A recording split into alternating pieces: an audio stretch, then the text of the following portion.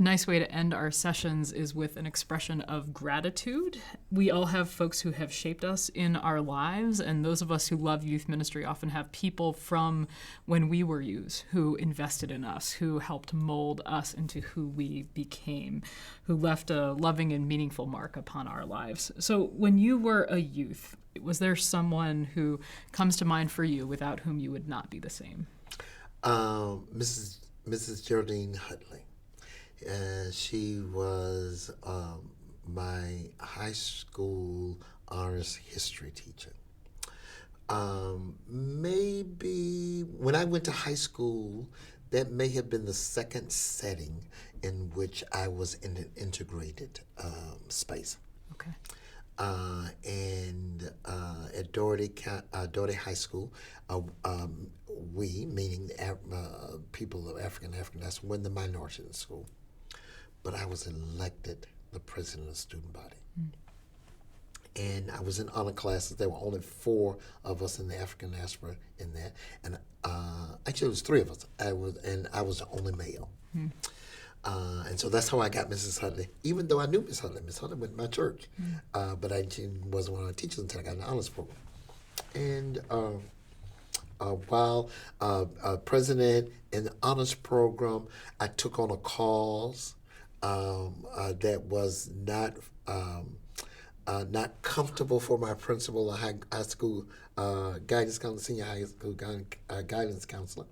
And during that time, I was also, I was in this quote-unquote white world.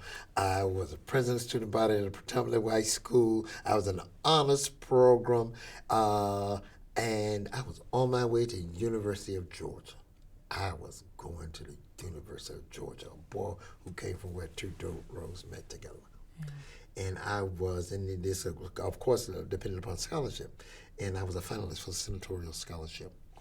And given the uncomfortableness of my principal and head guidance counselor, their recommendations for me were that I was not college material and that I should devote my energy toward vocational education. And it was Mrs. Hutley who got a copy of the letters. And both my mother's an educator as well, but Mrs. Hutley knew one of the people who were on the committee. And when my mother read that to me from her bed, my mother cried, I cried, but Miss Hutley said, I'm taking you. Miss Hutley was a Spelman College graduate. Spelman is Morris's sister school. She said, I'm taking you to Atlanta. I want you to go see Morehouse.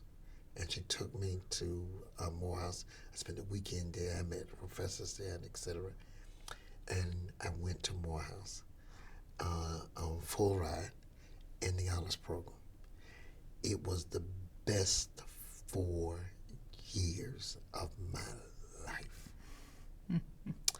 I really believe what the devil or evil meant for bad, God has a miraculous way of turning it out for the good.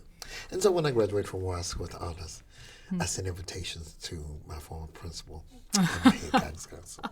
When I graduated from law school, I sent invitations to my former principal and head guidance counselor. I love it.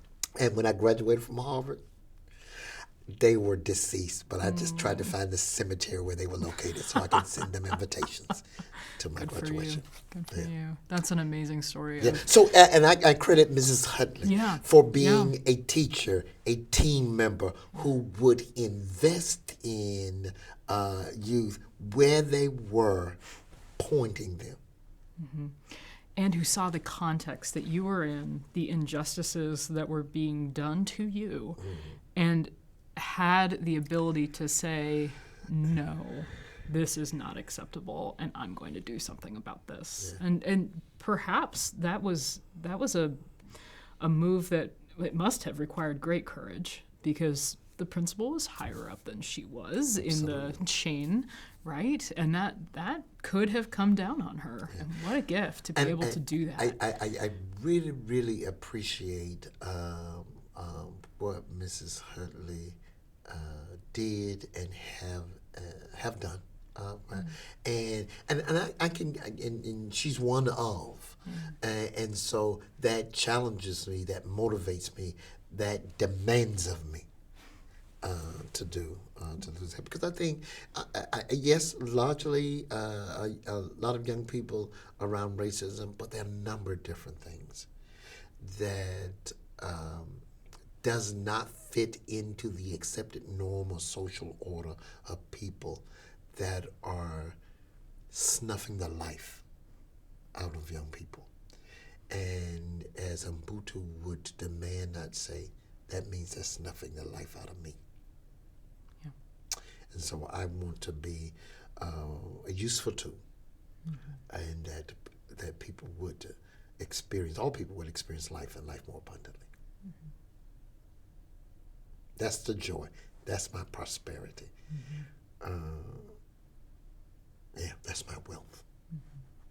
Which can be passed on to our young people, and then they can continue. That's the gift of Ubuntu, is it continues on.